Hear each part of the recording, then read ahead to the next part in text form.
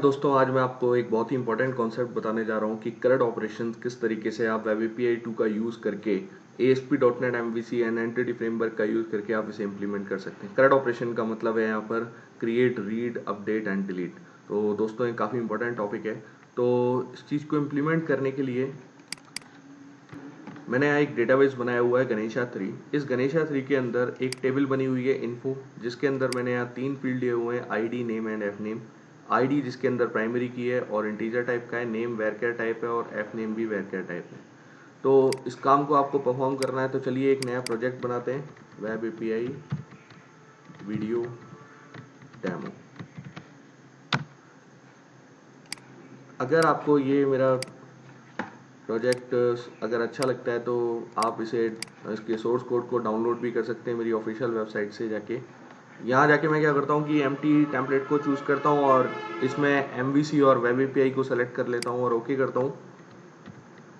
आप मेरी website yogesh.net.com से ये पूरा जो भी कोड मैं लिखने आ रहा हूँ यहाँ पर सारे कोड को आप डाउनलोड कर सकते हैं, देख सकते हैं। तो ये लिंक मैं आपको प्रोवाइड करा दूंगा अपने वीडियो के डिस्क्रिप्शन के अंदर। तो देखिए, आपका प्रोजेक्ट यहाँ क्रिएट हो चुका है। सबसे पहला आपको जो काम करना है कि आपको इन्फो टेबल से कनेक्टिविटी करनी है। यहाँ मैं डेटाबेस फर्स्ट अप्रोच का यूज़ करने वाला हूँ और ADO.NET एंटिटी डेटा मॉडल का यूज़ करूँगा।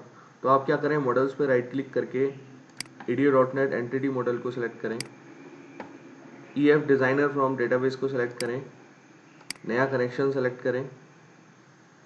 आप डेटाबेस फाइल से कनेक्टिविटी नहीं कर रहे हैं, आप माइक्रोसॉफ्ट एसक्यूएल सर्वर से कनेक्टिविटी कर रहे हैं, तो डेटा सोर्स के अंदर माइक्रोसॉफ्ट एसक्यूएल सर्वर सेलेक्ट करें। अपने सर्वर का नेम दें, जो भी आपके एसक्यूएल सर्वर का नेम है।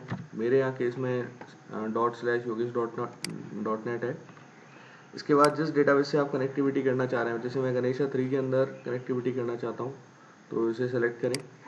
टेस्ट कनेक्शन सक्सीड है, ओके। गणेशा 3 एंटिटीज़ के नाम से आपकी ये फाइल बनेगी।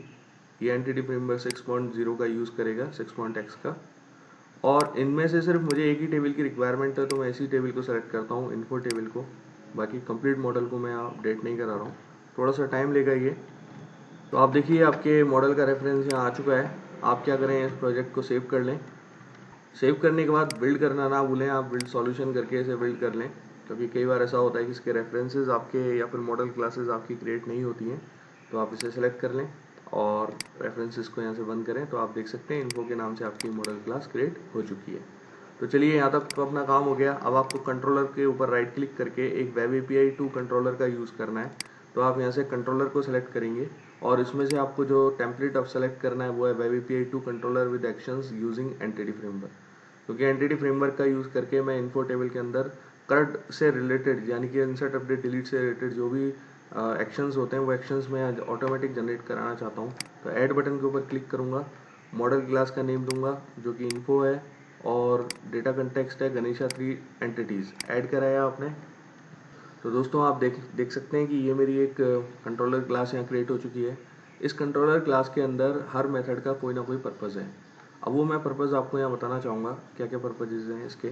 जैसे आप ये देख रहे हैं, जो गेट इन्फोज के नाम से यहाँ पर एक एक्शन बना हुआ है। इस एक्शन के अंदर आप देख सकते हैं कि ये इन्फोज टेबल के डेटा को रिटर्न करा रहा है। ठीक है, आई कैरेबल इसने रिटर्न टाइप लिया है और इन्फो यानी कि जेनरिक क्लास यूज़ में लिया है। यहाँ इसने HTTP गेट का यूज़ इसलिए नहीं करा क्योंकि जो एक्शन का नेम है उसके अंदर गेट ऑलरेडी प्रीफिक्स है। ठीक है, ये जो सेकंड एक्शन है ये आईडी के करस्पॉन्डेंस में डेटा को लेके आ रहा है। तो आईडी को फाइंड कर रहा है और उस आईडी के करस्पॉन्डेंस में जो भी डेटा आएगा वो इस इन्फो के अंदर पास हो जाएगा और ये रिटर्न हो जाएगा। इसके अलावा पुट इन्फो अपडेट करने के लिए यूज़ में आ रहा है, जिसके अंदर ये दो आर्गुमेंट मांग रहा है। एक तो आईडी जिसके करस्पॉन्डेंस में आप डेटा अपडेट करना चाहते हैं और दूसरा इन्फो जो डेटा आप अपडेट करना चाहते हैं। तो वो आपके पुट इन्फो के अंदर आ रहा है। पुट आपकी अपडेट करने के लिए प्रीफिक्स यहाँ यूज़ में ले रखा है, तो इसलिए इसने HTTP पुट का यूज़ नहीं किया। अगर मॉडल स्टेट वैलिड नहीं है तो ये वैड रिक्वेस्ट मैसेज रिटर्न करेगा, अदरवाइज ये आईडी के करस्पॉन्डेंस में यहाँ पर डेटा को अपडेट कर देगा और db.save चेंजेस से फाइनली डेटाबेसेस के अंदर डेटा अपडेट हो जाएगा। इसके अलावा पोस्ट इन्फो इंसर्ट के लिए यूज़ में आता है।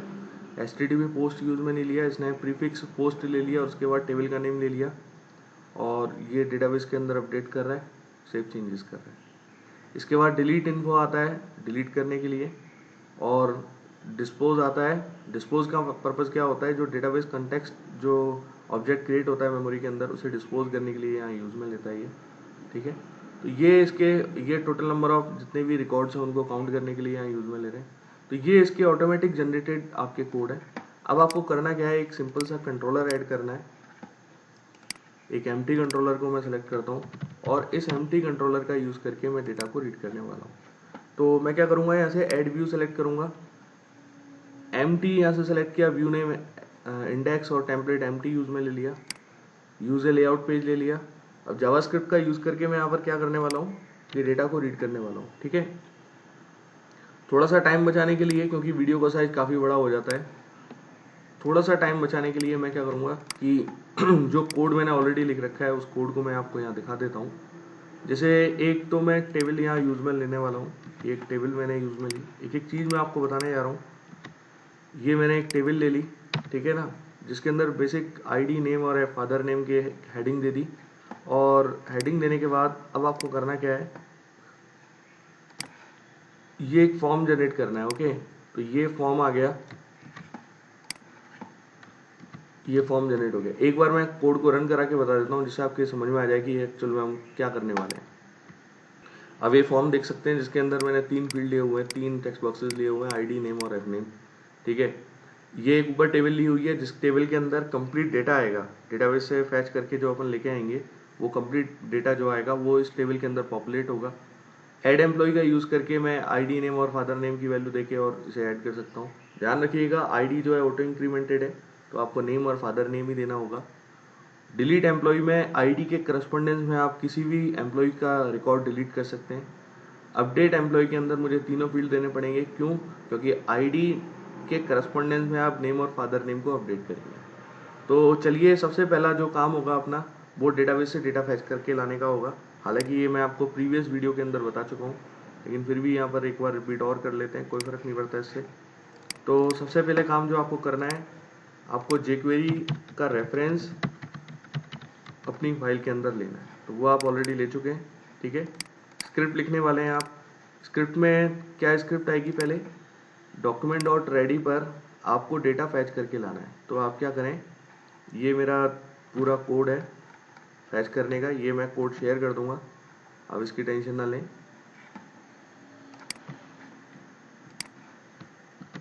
ये मैंने कोड यहाँ लगा दिया। तो ये कोड कर क्या रहा है, एक तो इसका देख लें कोई एरर वगैरह तो नहीं है, बिल्कुल है एरर, क्योंकि एक ब्लॉक आपका और आएगा यहाँ पर, ठीक है।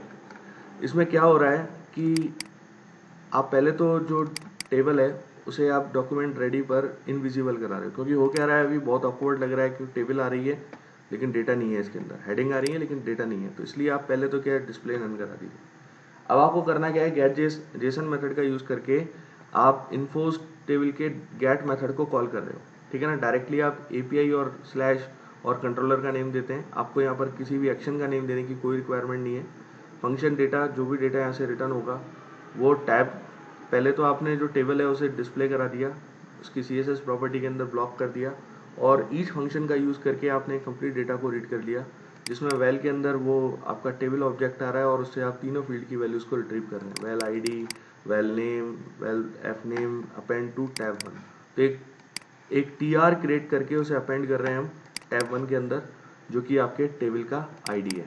तो चलिए पहले इस प्रोग्राम को रन करके देखते हैं कि क्या वास्तव में हमें डेटा मिल रहा है नहीं मिल रहा। तो कंट्रोल रिफ्रेश कर लेता हूँ, कंट्रोल F5 दबा के। तो ये देख सकते हैं आप, जो टेबल के अंदर डेटा है वो सारा का सारा डेटा मेरे पास यहाँ पर आ चुका है। तो इस तरीके से आप डेटा को लेके आ सकते हैं। अब बात आती है डिलीट करने की। तो आईडी, आप जैसे आप कोई भी आईडी डाला, आपने 13 डाला या 14 डाला, तो 14 के करस्पॉन्डेंस में आपको एम्प्लॉय के रिकॉर्ड को डिलीट करना है, यानी कि ये रिकॉर्ड आपका डिलीट हो जाना चाहिए। तो इस काम को परफॉर्म करने के लिए आपको करना क्या पड़ेगा, आईडी की वैल्यू को यहाँ से उठाना पड़ेगा और उसे यूआरएल के अंदर पास करना पड़ेगा। क्यों पास करना पड़ेगा, क्योंकि आप अगर इन्फोर्स कंट्रोलर को देखेंगे और डिलीट कमांड को अगर रन करना चाहते हैं तो डिलीट के लिए आपको यहाँ आईडी की रिक्वायरमेंट और है, जिसके करस्पॉन्डेंस में आप रिकॉर्ड को डिलीट करना चाहते हैं। तो चलिए अपन आगे बढ़ते हैं, और ये डिलीट के लिए मैंने कंप्लीट कोड किया हुआ है इसके अंदर। ये मैंने यहाँ से कॉपी किया और जो लास्ट वाला कर्ली ब्रेसेस आपके बंद हो रहे हैं क्योंकि वो डॉक्यूमेंट डॉट रेडी के लिए, उससे पहले आप ये डिलीट को भी यहाँ लिख दीजिए। बटन 2 के क्लिक पर आप सबसे पहले आईडी की वैल्यू को रिट्रीव कर रहे हैं आईडी के अंदर, ठीक है। $ajax मेथड का यूज किया है क्योंकि आप यहाँ से डिलीट करने वाले हैं। गेट जेसन में डेटा को रीड करने के लिए यूज में आता है। आपको यहाँ जो सबसे इंपॉर्टेंट चीज है वो ये है कि आपको टाइप डिलीट लिखना पड़ेगा, क्योंकि रेस्ट सर्विसेज आपकी कंप्लीटली जो इसके प्रिंसिपल्स हैं, एचटीटीपी मेथड्स हैं, गेट, पुट, पोस्ट और डिलीट, इन्हीं पर काम करती हैं। तो जिस टाइप का आप ऑपरेशन परफॉर्म करने जा रहे हैं उसका आप टाइप जरूर लिखेंगे। ऐसा लिखने का रीजन ये होता है दोस्तों कि कहीं पर भी आप ये चीज मेंशन नहीं करते हैं कि आप डिलीट एक्शन को कॉल कर रहे हैं। आप सिर्फ क्या करते हैं, API/ आपने सिर्फ कंट्रोलर का नेम लिखा है। ये पता कैसे चलता है इस पर्टिकुलर सर्विस को कि मुझे डिलीट सर्विस को ही कॉल करना है, इस टाइप की वजह से। तो टाइप लिखना ना भूलें, टाइप लिखना बहुत ज़्यादा ज़रूरी है। जो डेटा आपका जाएगा वो जेसन के अंदर ट्रांसफर होगा, तो इसके लिए आप कंटेंट टाइप में application/JSON लिखेंगे। जिस कैरेक्टर सेट का यूज़ कर रहा है बाय डिफॉल्ट ये UTF-8 का ही लिखता है, अगर आप चाहें तो इसे स्किप भी कर सकते हैं। URL क्या होगा वो आपने डिफाइन कर दिया, लेकिन इस URL के साथ आपने ID की वैल्यू को भी कॉन्करेट करके आपने यहाँ से भेजा है, ठीक है। और जो डेटा आपका जा रहा है उसे आपको जेसन में कन्वर्ट करना है, तो ये डबल कोट्स में कन्वर्ट हो जाएगा JSON.string5 से, ठीक है। और ID.value आपके यहाँ से ट्रांसफर हो जाएगी, डेटा टाइप जेसन रहेगा। डेटा अपडेट होने के बाद डेटा डिलीट तो हो गया, लेकिन आपको अपनी टेबल के अंदर भी अपडेट करना है। तो इसे करने के लिए आप फर्स्ट रिकॉर्ड को छोड़कर, जो आपने जो टेबल हेडिंग ली हुई है उसको छोड़कर आगे के सारे रिकॉर्ड्स आपको रिमूव करने होंगे, क्योंकि आप रीजनरेट कराना चाह रहे हैं टेबल को। तो इसके लिए अपन क्या करते हैं, टैब 1 के अंदर फाइंड किया tr.greater than 0, ये सेलेक्टर है।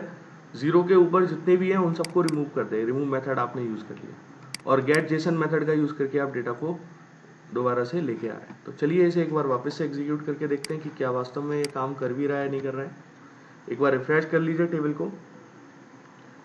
अब इसके बाद जैसे मैं 18 से या बोले 16 से डेटा को डिलीट करना चाहता हूँ, 16 नाम से अभी रिकॉर्ड आ रहा है आपका यहाँ पर।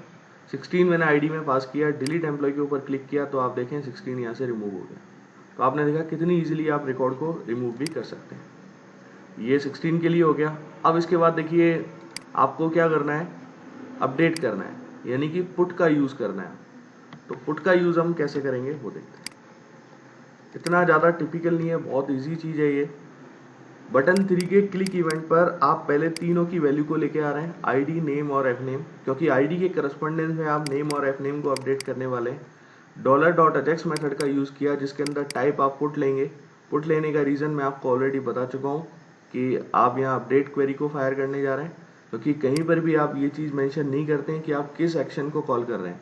यानी कि जैसे आप यहाँ देखते हो कि इन्फोस कंट्रोलर में आप देख सकते हो कि पोस्ट के लिए आपने बनाया हुआ है पोस्ट इन्फो, लेकिन आप पोस्ट इन्फो या डिलीट इन्फो इस टाइप का या पुट इन्फो, आप किसी भी टाइप का एक्शन नेम यहाँ डिफाइन नहीं कर रहे हैं। जो एक्शन नेम आइडेंटिफाई हो रहा है वो सिर्फ और सिर्फ आपके टाइप से ही कॉल हो जाता है, ठीक है।